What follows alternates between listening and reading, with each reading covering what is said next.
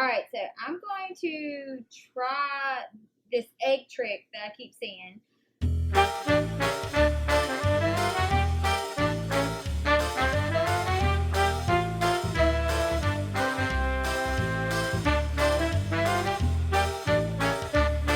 Okay, so you're pairing an egg with your tomato, the whole egg. Okay, so the idea is the egg will break down as your tomato. You put your egg in the hole, you plant your tomato on top of it, and it's going to break down as your tomato grows. Okay. So I've also seen people say that they kind of go ahead and crack it. So my husband doesn't eat the yolk at all. He separates them and eats the egg whites. So what I'm going to do is these are from my mother-in-law's chickens, combo of our old chickens.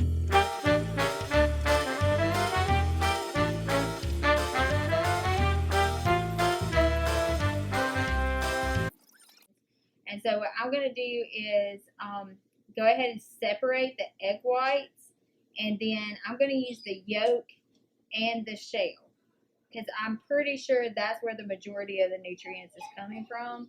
That's this idea. So it's already going to be, taken apart. I mean, I know in composting, the smaller it is, the better, especially the eggshells. If you can actually grind them and chip them up and put them in your vermiculture or your compost, it's better. So I'm guessing this is going to work just the same way. So we'll see. Either I'm going to get really awesome, beautiful tomatoes, or I'm going to have some sick plants. So, okay, so I'm using an egg separator. Thanks, Mom, because I searched all over and I could not find one. So she actually donated hers to me, so I don't use it anyway. So, egg separator, you just lay it. It has a little grip on the end of it. You lay it right here, and that's what I actually separate my yolks with. The hubby just does it by hand. So I'm going to go ahead. I'm not washing them out because they were putting whole eggs in there. So I'm just going to dump them in there. Separate the egg white. Just tap it a little bit. See, that's what happens when you have homegrown chicken eggs. Look at that. So, and then I'm just going to dump the yolk. Okay? And I'm going to keep doing that.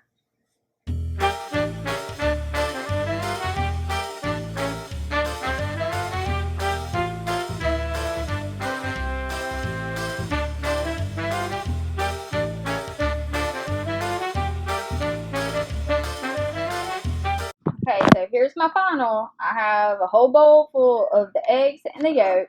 I'm just going to hand put in my holes.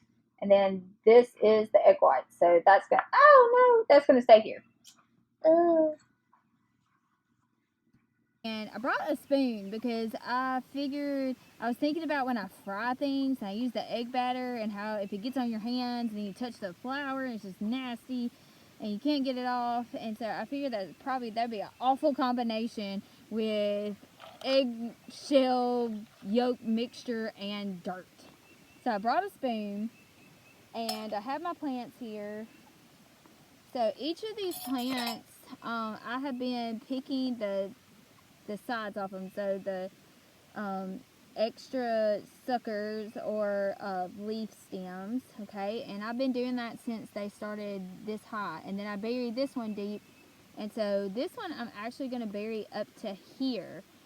So if you watch anything about tomatoes, you will find that they will grow roots along their stem as long as they're in the soil. So if I bury it up to here, it's absolutely fine. All this is going to end up being a root system plus what's already down here. These are just food grade foam cups. My uncle works in food service, and when they change out stuff or they buy new stuff, they tell them to get rid of the old. And so I've ended up with food trays, which is actually what all these are sitting on. So cafeteria trays. And I've ended up with some of these that they just ordered the wrong thing. And it's actually worked out fine for me. You can poke holes in the bottom, and I reuse them. So I've used these for probably 2 or 3 years now. So, okay. Well, let's see what happens. Okay, I'm going to try my best to record this while I do it. So that's going to be tricky. I got me 2 eggshells. Looks like a pretty good yolk. Blop, blop, blop, blop, blop, blop, blop. Put it in the bottom. Maybe a little bit more yolk. Blop, blop, blop. Alright, so I think that's the idea, and I'm going to crush it up.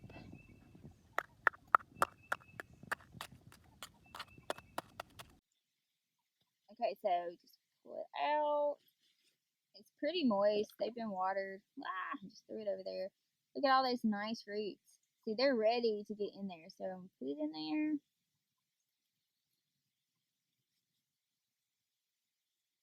See how deep it is? Look how deep it is. Ah, if I can get it out without messing it up. Alright, so I sat it down. And you can see that the top of the soil is actually going to hit right there. See? So all that's going to go in there. Now I'm going to fill it in. This is all good compost. Crumble it in there. Not that. That's old newspaper from last year that I dug up. That I covered up some weeds with. Trying to get a weed barrier there around these really cool, like, dinosaur type citrus plants. They had all these little spikes and stuff that I got from Baker's Creek.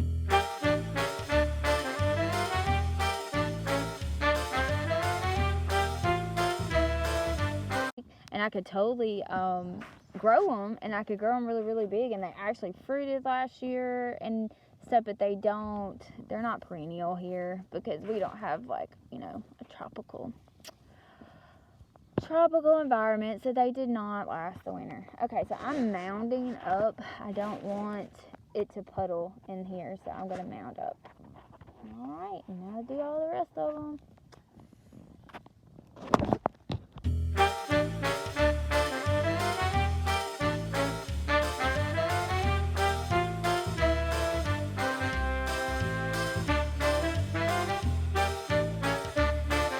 So this row has been planted,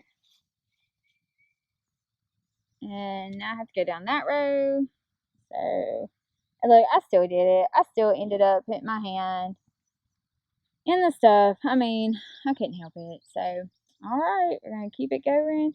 And then what's going to happen is they're going to grow. We're going to continue to cut off the bottom until about right there. And then it's going to grow up. So, pretty excited, pretty excited. Yeah, because I got my new cattle panels. Yes. Okay, I got all of the Romas planted. And the last 3 I actually ran out of eggshell and egg yolk, so they're going to be my control, and that way I can kind of see, okay, what in that bed did well and what did not.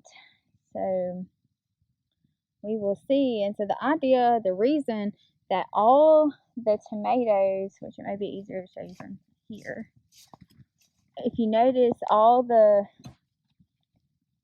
tomato cattle panels are on the left side, and that is because of how the sun comes over throughout the day. So they're going to end up being the tallest. So anything that is tall is going to go on the left side of the bed. I started doing that last year. And then the shorter plants, and then I just kind of do a step down of like tall, medium, short. And then that way I have a good you know, step down of sun. And so when these get really tall right there, there's enough space here that it's not going to cast a shadow on this bed. So I'm still okay. And they get enough sun without these casting a shadow on them. They're casting it this way, away from it. So hopefully this will work. And there you go. Oh, I'm going to sit on this little guy. That's unusual. I don't normally see him out here that close. What's up, man? Up. Looks like he's missing the very, very end of his tail, so he might be recovering from a bird attack. So, this is a 3-lined skink. And the reason I know that is because I've looked them up, because we have a ton of these around here. And I almost just stepped on him pretty bad. So, you okay, fella? Are you going to move? You're going to act like... Oh, there he goes. Wah! And he is gone. Alright, I thought about quail eggs. So I have a group of quail eggs that we're not going to eat and we're not going to incubate.